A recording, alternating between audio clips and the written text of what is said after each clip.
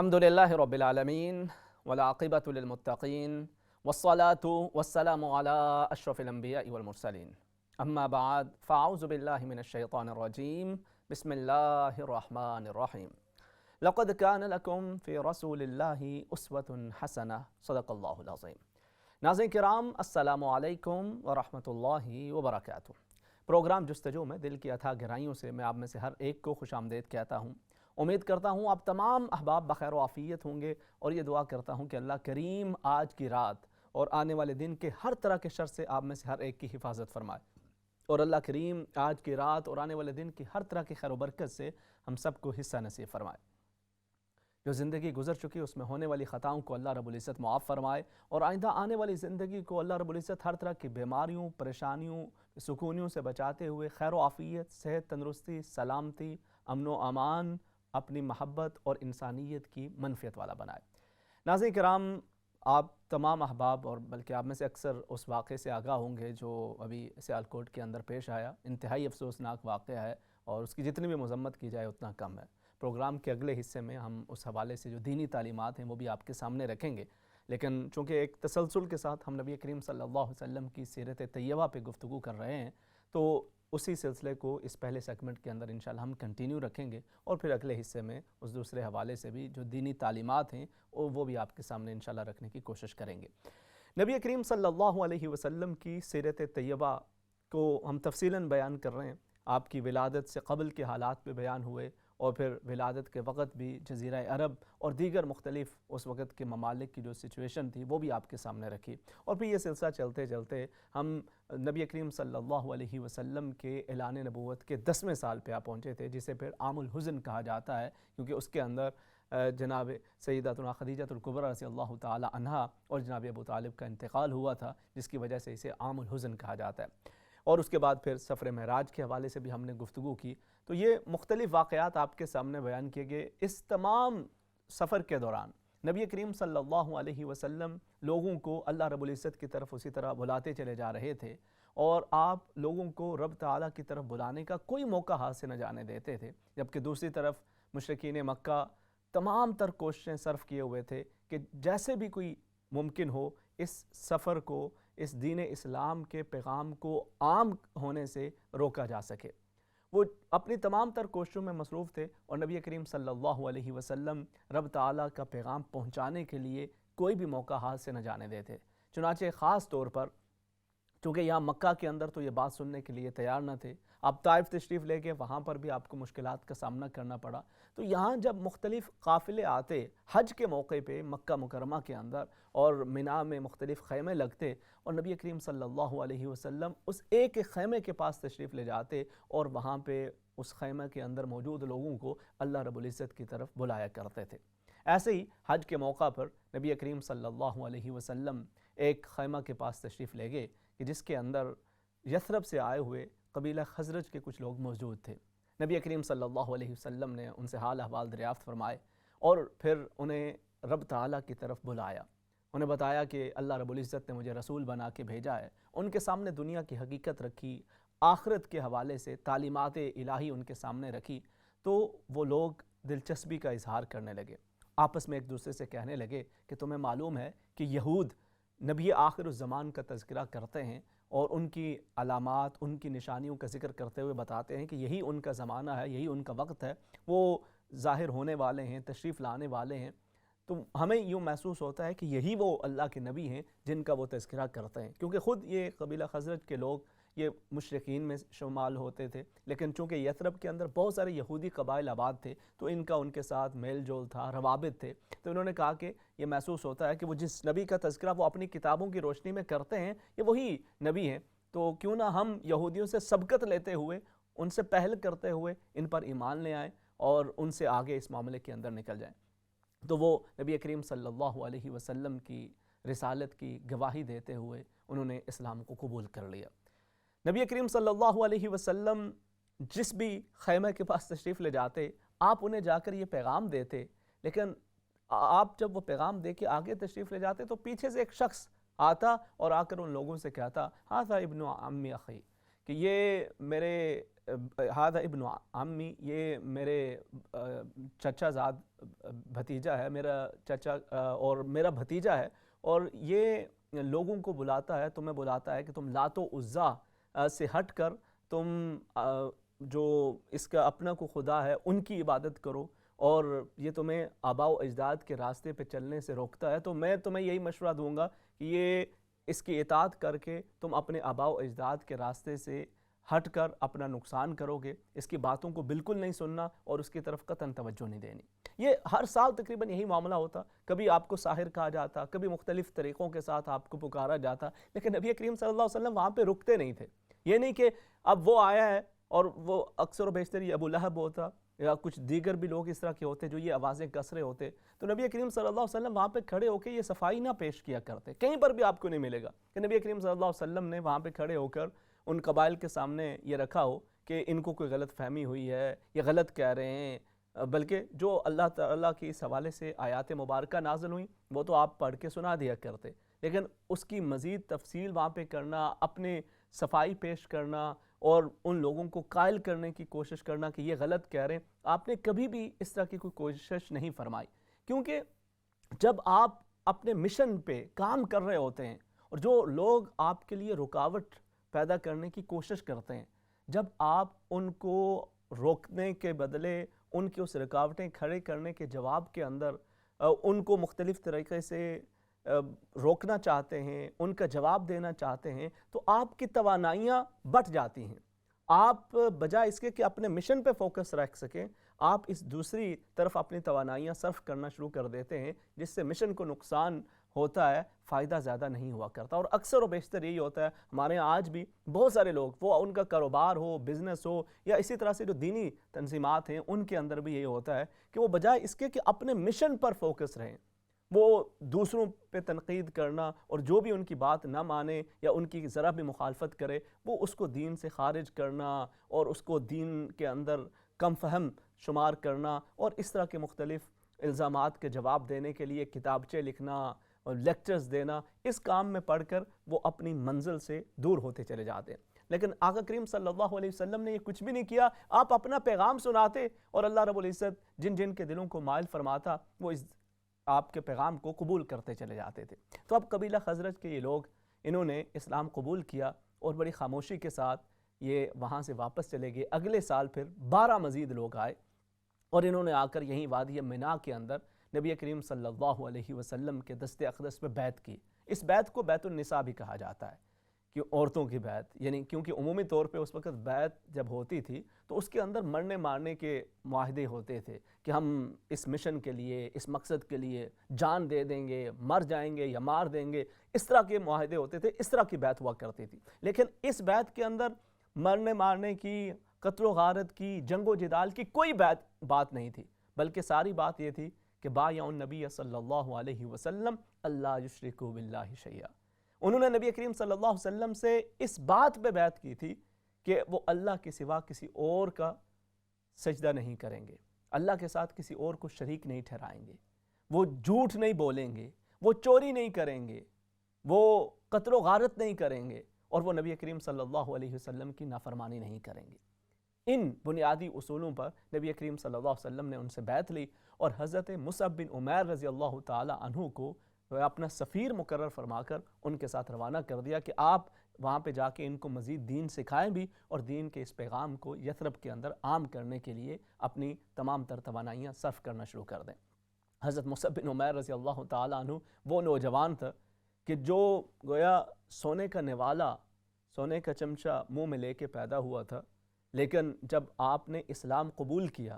مکہ کے اندر آپ کی نفاست اور آپ کے مال و دولت اور آپ کے قیمتی لباس، قیمتی پوشاکوں کے حوالے سے آپ کی پہچان تھی، اور لوگ دور سے کہتے تھے کہ یہ فلاں ابن فلاں مصعب بن عمیر آ رہا ہے، اور دور سے آپ کے بدن سے آنے والی خوشبو لوگوں تک پہنچتی تھی، اتنے مہنگے آپ کی پوشاکیں، آپ کا مہنگا ترین لباس اور قیمتی ترین خوشبوئیں آپ استعمال کیا کرتے تھے۔ لیکن جب آپ نے اسلام قبول کیا تو اپنی والدہ نے وہ تمام تر چیزیں، حتیٰ کہ بدن سے قیمتی لباس بھی اتروا کر آپ کو گھر سے باہر نکال دیا، اور آپ اس تمام تر مصیبت کے باوجود، اس تمام تر آزمائش کے باوجود آپ نبی کریم صلی اللہ علیہ وسلم سے اپنی وفاداری نبھاتے رہے اور خدا کے اس پیغام کو آگے پہنچانے کے اندر کس خوبصورتی کے ساتھ آپ نے کردار ادا کیا کہ اس کی ایک پوری جھلک ہمیں مدینہ طیبہ کے اندر نظر آتی ہے، اس وقت کے اس یثرب کے اندر نظر آتی ہے کہ کس طرح سے آپ کی شب و روز محنتوں سے ایک کے بعد دوسرا قبیلہ اسلام قبول کرتا چلا گیا۔ اب جب مدینہ طیبہ پہنچے تو یہاں حضرت اسد بن زرارہ رضی اللہ تعالی عنہ کے ہاں قیام کیا، اور اب یہ دونوں مل کر جو مسلمان ہو چکے تھے ان کو مزید دینی تعلیمات سکھاتے۔ حضرت مصعب بن عمیر رضی اللہ تعالیٰ عنہ بڑے خوبصورت خوش الحان قاری قرآن بھی تھے، ان کے قرآن کی تعلیم بھی دیتے، اور اس کے ساتھ ساتھ جو دیگر تعلیمات تھی وہ بھی ان تک پہنچایا کرتے تھے۔ اور دوسری طرف آگے جا کر وہ لوگ کہ جو ابھی مسلمان نہیں ہوئے تھے ان کے پاس جاتے اور انہیں خدا کا پیغام سناتے تاکہ وہ بھی دین اسلام کی طرف مائل ہو جائیں۔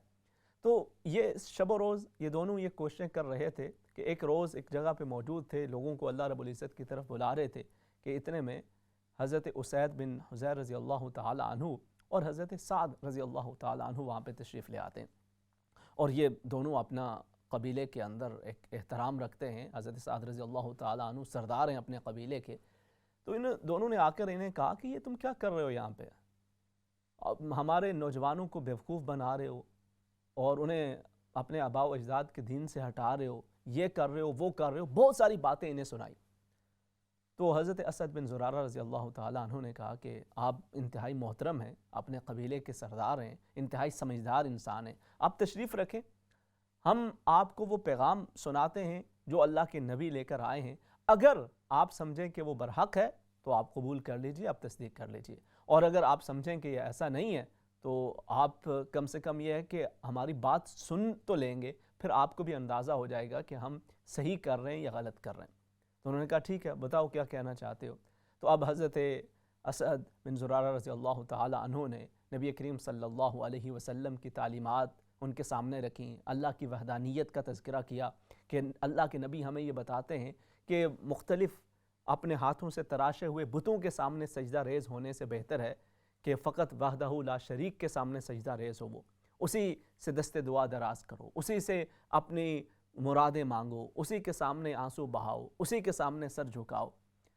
اور پھر اس کے ساتھ ساتھ نبی کریم صلی اللہ علیہ وسلم کی رسالت، آپ کی امانت، آپ کی دیانت، آپ کی شرافت کا تذکرہ کیا، اور پھر حضرت مصعب بن عمیر رضی اللہ تعالیٰ عنہ نے خوبصورت انداز کے ساتھ تلاوت کلام الہی ان کے سامنے کیا، تو ان دونوں کے دل اسلام کی طرف مائل ہو گئے۔ حضرت سعد بن معاذ رضی اللہ تعالیٰ عنہ بھی مسلمان ہو گئے، اور حضرت اسید رضی اللہ تعالیٰ عنہ بھی مسلمان ہوئے۔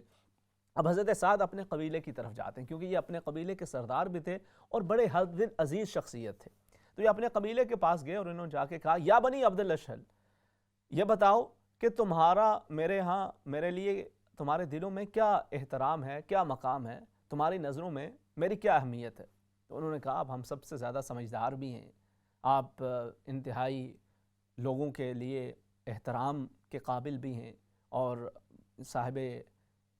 ذکاوت بھی ہیں، انتہائی عقل مند بھی ہیں، ایک نفیس شخصیت ہیں، مختلف آپ کی تعریف بھی کی اور کہا کہ آپ ہمارے سردار ہیں اور ہمیں آپ پہ پورا بھروسہ ہے۔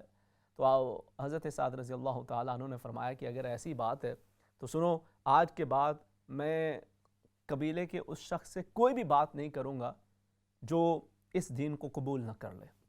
جب یہ بات قبیلے کے لوگوں تک پہنچی تو آپ کا سارا قبیلہ اشہد ان لا الہ الا اللہ و اشہد ان محمد الرسول اللہ کہتے ہوئے دائرہ اسلام کے اندر داخل ہو گیا، سبھی نے اسلام قبول کیا، اور یوں حضرت مصعب بن عمیر رضی اللہ تعالی عنہ کی کاوشوں سے ایک کے بعد دوسرا، دوسرے کے بعد تیسرا قبیلہ یثرب کے اندر اسلام قبول کرتا چلا جا رہا تھا۔ اگلے سال نبی کریم صلی اللہ علیہ وسلم کو اعلان نبوت کیے ہوئے 13 برس گزر چکے تھے، اور پھر حج کا موسم آیا، تو اب یہاں سے تقریباً 73 یا 75 کے قریب، اس میں 2 یا 3 خواتین شامل تھیں، دونوں روایات موجود ہیں، اور باقی یہ تمام مرد حضرات تھے جو بڑی خاموشی کے ساتھ، ان کے ساتھ ظاہر ہے جب حج کا موقع ہوتا تو پورے جزیرہ عرب سے لوگ وہاں پہ حج کے لیے جایا کرتے تھے، اس میں مشرکین بھی ہوتے، اور اب یہ جو اندر سے نبی کریم صلی اللہ علیہ وسلم پر ایمان لا چکے تھے یہ بھی اپنے ان دیگر غیر مسلم ساتھیوں کے ساتھ، مشرکین کے ساتھ یہ یہاں پہ آئے مکہ مکرمہ کے اندر، اور وہیں منا کے اندر عقبہ کے پاس ان کے خیمے بھی لگے تھے، اور یہ خاموشی کے ساتھ نبی کریم صلی اللہ علیہ وسلم کے ساتھ ایک میٹنگ کرتے ہیں۔ یہ 73 افراد رات کی اس تاریکی کے اندر بڑی خاموشی کے ساتھ نبی کریم صلی اللہ علیہ وسلم کے پاس بیٹھے ہوئے ہیں، اور ایک عجیب بات چیت ہو رہی ہے۔ یہ نبی کریم صلی اللہ علیہ وسلم سے بیعت بھی لیتے ہیں، اور ساتھ ان سے گزارش کرتے ہیں کہ آپ اور آپ کے ساتھی ہمارے ساتھ مدینہ طیبہ تشریف لے آئیں، یثرب تشریف لے آئیں، وہاں پہ تبلیغ اسلام کا زیادہ موقع بھی ملے گا، اور لوگ آپ کی بات سننے کو تیار بھی ہوں گے، اور بہت سارے پہلے قبول بھی کر چکے ہیں۔ تو حضرت عباس بن عبد المطلب جو کہ نبی کریم صلی اللہ علیہ وسلم کے چچا تھے، وہ بھی اس مجلس کے اندر نبی کریم صلی اللہ علیہ وسلم کے ساتھ موجود تھے، اگرچہ ابھی انہوں نے اسلام قبول نہیں کیا تھا، لیکن وہ اس مجلس کے اندر، اس اہم میٹنگ کے اندر موجود تھے نبی کریم صلی اللہ علیہ وسلم کے ساتھ۔ تو انہوں نے فوراً ارشاد فرمایا کہ دیکھو، ہمارے ہاں بنو ہاشم کے اندر محمد صلی اللہ علیہ وسلم کا بڑا احترام ہے۔ ہم تمام تر مخالفتیں اپنی جگہ پہ، نظریات کا اختلاف اپنی جگہ پہ، لیکن ہم نے تمام دشمنوں کا سینہ سپر ہو کے مقابلہ کیا ہے، اور ان کے ساتھ سیسا پلائی ہوئی دیوار کی طرح ہم کھڑے رہیں، اور آگے بھی کھڑے رہیں گے۔ تمام تر مشکلات پہلے بھی سہتے رہیں، آگے بھی سہتے رہیں گے۔ یہ جو بات تم کر رہے ہو، اچھی طرح سوچ لو، اگر تو تم اپنی زندگی کے آخری سانس تک ان کا تحفظ کر سکتے ہو تو پھر تو ساتھ لے جانے کی بات کرو، ورنہ یہ خیال ابھی دل سے نکال دو۔ تو فوراً حضرت برا بن عازب رضی اللہ تعالیٰ عنہ شدت جذبات سے کھڑے ہوئے، کہا ہم تلواروں کے ساتھ پلے بڑھے ہیں، اور ہم جنگیں لڑنا بھی جانتے ہیں، اور قتال بھی جانتے ہیں، مرنا مارنا بھی جانتے ہیں۔ اتنے میں حضرت ابو الہیثم رضی اللہ تعالیٰ عنہ کھڑے ہوئے، انہوں نے عرض کیا کہ یا رسول اللہ صلی اللہ علیہ وسلم، میرے ذہن کے اندر تو یہ بات آ رہی ہے، ہم تو آپ کے لیے ہر طرح کی قربانی دینے کے لیے تیار ہوں گے، لیکن کل جب اللہ رب العزت آپ کو غلبہ عطا فرما دے اگر، تو ایسا نہ ہو کہ آپ ہمیں چھوڑ کر واپس اپنے وطن مکہ کی طرف آ جائیں، اور ہمارے وہاں پر یہودیوں کے ساتھ تعلقات ہیں، مختلف قبائل ہیں، ان کے ساتھ ہمارے پرانے تعلقات چلے آ رہے ہیں، تو ظاہر ہے جب آپ پر ایمان لائیں گے، آپ کے ساتھ کھڑے ہوں گے، تو وہ تعلقات بھی خراب ہوں گے، اور آپ کل غلبہ حاصل کرنے کے بعد واپس تشریف لے آئے تو پھر ہمارے تو وہاں پہ گویا ناک کٹ کے رہ جائے گی، ان لوگوں کے ساتھ ہمارے تعلقات خراب ہوں گے، پھر کس طرح سے ہم آگے ساتھ چلیں گے؟ تو ایسا نہ ہو کہ کل آپ ہمیں چھوڑ کے واپس آ جائیں۔ تو نبی کریم صلی اللہ علیہ وسلم نے مسکراتے ہوئے ارشاد فرمایا، الدم دم، میرا خون تمہارا خون ہے، میں تمہارا ہوں اور تم میرے ہو چکے ہو، آج کے بعد جو تمہارا دشمن ہے وہ میرا دشمن ہے، جو تمہارا ساتھی ہے وہ میرا ساتھی ہے، اور میں تمہارے ساتھ ہی ہمیشہ رہوں گا۔ اور اس کے بعد انہوں نے جب بیعت مکمل کر لی نبی کریم صلی اللہ علیہ وسلم سے، تو نبی کریم صلی اللہ علیہ وسلم نے 12 نقیب، 12 سردار ان کے اوپر مقرر فرمائے، جس میں سے زیادہ تر قبیلہ خزرج کے، اور 3 جو قبیلہ اوس کے افراد تھے ان کو سردار مقرر کیا، اور پھر ان لوگوں کو واپس روانہ فرما دیا۔ تو یہ خاموشی کے ساتھ مدینہ طیبہ واپس پہنچ جاتے ہیں، جو کہ پہلے یثرب کہلاتا، پھر نبی کریم صلی اللہ علیہ وسلم کے قدوم میمنت سے وہ مدینہ طیبہ طاہرہ مطہرہ بن گیا۔ یہ واپس چلے گئے، اگرچہ پیچھے جب مشرکین کو خبر ہوئی انہوں نے بہت کچھ اس حوالے سے معلوم کرنا چاہا، لیکن وہ بات کی تہ تک نہ پہنچ سکے۔ جب حقیقت حال پتہ بھی چلی تو تب تک بہت دیر ہو چکی تھی، اور یہ لوگ واپس پہنچ چکے تھے۔ صرف حضرت سعد رضی اللہ تعالیٰ عنہ کو پکڑنے کے اندر کامیاب ہوئے، اور بعد کے اندر انہیں بھی چھوڑنے پہ مجبور ہوئے کہ یہ نہ ہو کہ ہمارا جو شام کے طرف جاتے ہوئے جو تجارت کا قافلہ آتا جاتا ہے اس کے لیے مشکلات کھڑی ہوں، تو انہیں بھی فوراً رہا کیا اور مدینہ طیبہ کی طرف روانہ کر دیا۔ ادھر اب یہ جو صحابہ کرام رضوان اللہ تعالی علیہم اجمعین مکہ مکرمہ کے اندر موجود تھے، اللہ رب العزت نے انہیں بھی اذن ہجرت عطا فرما دیا۔ اس سے قبل ایک ہجرت ہو چکی تھی جو کہ حبشہ کی طرف ہوئی تھی، اس کے اندر جو پہلی ہجرت ہوئی اس میں حضرت عثمان غنی رضی اللہ تعالی عنہ اور آپ کی اہلیہ محترمہ بنت رسول کریم صلی اللہ علیہ وسلم وہ بھی آپ کے ساتھ تھیں، اور یہ چند افراد جو ہجرت اول حبشہ کی طرف ہوئی تھی اس میں گئے۔ پھر یہ لوگ جب انہیں پتہ چلا کہ یہاں مکہ کے حالات بہتر ہیں تو یہ وہاں سے واپس آئے، اور پھر یہاں سے دوبارہ پھر حالات کی سنگینی دیکھ کر واپس لوٹے۔ تو ایک تو وہ لوگ تھے کہ جو حبشہ کے اندر رہ رہے تھے، دوسرے وہ تھے کہ جو ابھی مکہ مکرمہ میں ہی موجود تھے، اور یہاں پہ ان کو مختلف مشکلات کا سامنا کرنا پڑتا، اور عبادت کرنا، خدا کو یاد کرنا، نماز ادا کرنا، اللہ رب العزت کا ذکر و فکر کرنا، قرآن حکیم کی سرعام تلاوت کرنا، یہ تمام چیزیں ان کے لیے مشکل تھیں۔ تو اللہ رب العزت نے انہیں اذن ہجرت عطا فرمایا۔ تو اب وہ نوجوان، وہ بزرگ حضرات کہ جو اسی شہر مکہ کے اندر پیدا ہوئے تھے،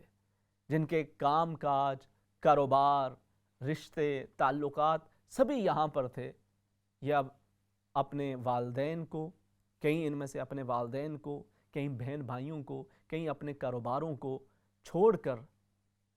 بڑی خاموشی کے ساتھ یثرب کی طرف جانے کا پروگرام بنا رہے تھے۔ اور یہ کیوں؟ فقط اللہ رب العزت کی رضا کی خاطر۔ یبتغون فضلا من اللہ ورضوانا۔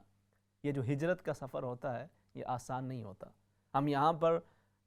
جہاں ہمارا گھر ہو، رہتے ہوئے اگر ہمیں وہاں پہ 8-10 برس گزر جائیں، 15-20 برس گزر جائیں، تو وہیں قریب اپنے شہر میں دوسری جگہ پہ منتقل کرتے ہوئے بڑی تکلیف ہوتی ہے، دل بوجھل ہو جاتا ہے، قدم اٹھانے مشکل ہو جاتے ہیں۔ مگر یہ لوگ تو اس شہر حرم کے اندر، جس کے ان کی دلی وابستگی بھی تھی، جس سے ان کے رشتے بھی جڑے ہوئے تھے، اور جس سے ان کا احترام کا، محبت کا، عقیدت کا رشتہ بھی تھا، یہ اسے چھوڑنے پہ مجبور تھے، مگر یہ فقط اللہ رب العزت کی رضا کی خاطر۔ اور اللہ رب العزت نے ارشاد فرمایا وَمَن يُهَاجِرْ فِي سَبِيلِ اللَّهِ يَجِدْ فِي الْأَرْضِ مُرَاغَمًا كَثِيرًا، کہ جو اللہ رب العزت کی رضا کی خاطر ہجرت کرتا ہے، اللہ رب العزت اس کے لیے راستے بھی کھولتا ہے، آسانیاں بھی پیدا کرتا ہے، اور اس راستے کے اوپر چلتے ہوئے جو شہید ہو جائیں یا قتل کر دیے جائیں یا انتقال کر جائیں، اللہ رب العزت ان کے درجات کو بہت زیادہ بلند فرماتا ہے، اور ان کے لیے دنیا اور آخرت کی نعمتوں کو آسان فرما دیا کرتا ہے۔ یہ ہجرت بہت ہی بڑا اسلام کے اندر اس کا مقام و مرتبہ ہے، لیکن ہجرت کرنا آسان نہیں ہے۔ اس کے اندر بہت ساری جذبات کی قربانیاں، مال متاع کی قربانی، رشتوں کی قربانی، اور پھر بسا اوقات آپ کو اپنے وہ عزیز رشتے کہ جن کے ساتھ انسان ساری زندگی گزار رہا ہوتا ہے، بسا اوقات اپنا کاروبار ہوتا ہے، ان تمام چیزوں کو چھوڑ کر انسان کو جانا پڑتا ہے۔ تو اب یہ ایک ایک کر کے یہ سفر ہجرت اب مدینہ طیبہ کی طرف شروع ہو گیا۔ اسی میں حضرت ابو سلمہ رضی اللہ تعالی عنہ اور حضرت ام سلمہ رضی اللہ تعالی عنہا بھی تھے۔ یہ خاندان بھی ہجرت کرنا لگا۔ تو یہ پہلے حبشہ کی طرف گئے تھے، وہاں سے یہ لوگ واپس آئے تھے، اب پھر یہاں پہ مشکلات تھی، تو اب یہ مدینہ طیبہ کی طرف چلے۔ تو جیسے پتہ چلا دیگر سرداروں کو، مشرکین کو، کہ یہ جا رہے ہیں، تو حضرت ابو سلمہ رضی اللہ تعالیٰ عنہ حضرت ام سلمہ کو ساتھ لے کر، اپنے معصوم ننھے بچے کو ساتھ لے کر نکل رہے ہیں۔ تو حضرت ام سلمہ رضی اللہ تعالیٰ عنہ کے قبیلہ بنو مخزوم کے لوگ آگے، اور انہوں نے کہا کہ آپ جانا چاہتے ہو تو جاؤ، آپ کو ہم نہیں روکتے، لیکن یہ ہماری بیٹی ہے، ہمارے خاندان سے اس کا تعلق ہے، اس کو تو ہم نہیں جانے دیں گے، آپ نے جانا تو جائیے۔ انہوں نے بہت منت سماجت کی، گزارشات کی، لیکن آپ کی کوئی بات نہ سنی گئی، اور آپ کو اپنے معصوم بیٹے اور اہلیہ کو چھوڑ کے جانا پڑا۔ یہ جب چلے گئے تو پیچھے سے جو حضرت ابو سلمہ رضی اللہ تعالیٰ عنہ کے خاندان کے لوگ تھے وہ اب آ پہنچے۔ انہوں نے کہا کہ تم نے اپنی بیٹی کو تو روک لیا ہے، لیکن یہ جو چھوٹا بچہ ہے یہ تو ہمارا ہے، تو یہ تو ماں کے پاس نہیں رہے گا، یہ تو ہمارے پاس رہے گا۔ تو اب اسی کھینچا تانی کے اندر اب یہ کھینچ رہے ہیں کہ نہیں ہمارے پاس رہے گا، وہ کھینچ رہے ہیں کہ ہمارے پاس رہے گا۔ اس معصوم بچے کے بازو بھی ٹل گیا اور وہ چیختا چلاتا رہا، لیکن والدہ وہ اپنی جگہ پہ ریکویسٹ کر رہی ہیں، لیکن وہاں پہ کوئی بھی سننے کو تیار نہیں ہے۔ یہ اس بچے کو لے گئے۔ اب وہ ماں حضرت ام سلمہ رضی اللہ تعالی عنہ، اب دیکھیں کہ وہ اپنے خاوند سے بھی جدا ہو گئیں، اپنے بیٹے سے بھی جدا ہو گئیں۔ اگر وہ چاہتی ہیں کہ میں کوئی نہیں، جو تم کہتے ہو ویسے ہی کر لیتی ہوں، کمپرومائز کر لیتی ہوں، تمہاری بات کو ماننے کے لیے تیار ہو جاتی ہوں، بڑا آسان ہوتا ہے، اور بڑے بڑے لوگ اس موقع کے اوپر ایسی بات کے لیے تیار بھی ہو جاتے ہیں، لیکن حضرت ام سلمہ رضی اللہ تعالی عنہ کے پائے استقلال کے اندر کوئی لغزش نہیں آئی، اور آپ صبر و استقامت کا پیکر بنی رہیں۔ بعد کے اندر ان لوگوں کو بھی خیال آیا کہ ہم کیا ظلم کر رہے ہیں، اور پھر ان کو جانے کی اجازت دی، اور یوں حضرت ام سلمہ اپنے بیٹے کو لے کر مدینہ طیبہ پہنچی، اور وہاں پہ جا کر اپنے نئی زندگی کا گویا آغاز کر دیا۔ یہ سارے اسی طرح صحابہ کرام جا رہے تھے، لیکن ان میں سے پھر جب حضرت عمر فاروق رضی اللہ تعالی عنہ نے جب ہجرت کی تو آپ کی ہجرت کا انداز سب سے جدا تھا۔ آپ صحن حرم میں تشریف لے گئے اور کہا کہ لوگوں میں ہجرت کر کے جا رہا ہوں، جو یہ چاہتا ہے کہ اپنی بیوی کو بیوہ بنائے اور بچوں کو یتیم بنائے وہ آ کے مجھے روک لے۔ کسی کی ہمت نہ ہوئی کہ وہ سامنے آتا۔ حضرت عمر فاروق رضی اللہ تعالی عنہ سب کے سامنے ہجرت کے لیے تشریف لے جاتے ہیں۔ اب نبی کریم صلی اللہ علیہ وسلم نے بھی ہجرت کا ارادہ فرمایا، اس کو انشاءاللہ ہم کل تفصیلاً بیان کریں گے. اللہ رب العزت ہمیں نبی کریم صلی اللہ علیہ وسلم سے محبت و اطاعت کا رشتہ نصیب فرمائے. مختصر سے وقفے کے بعد آپ کی کالز کو شامل کرتے ہیں. السلام علیکم ورحمۃ اللہ وبرکاتہ.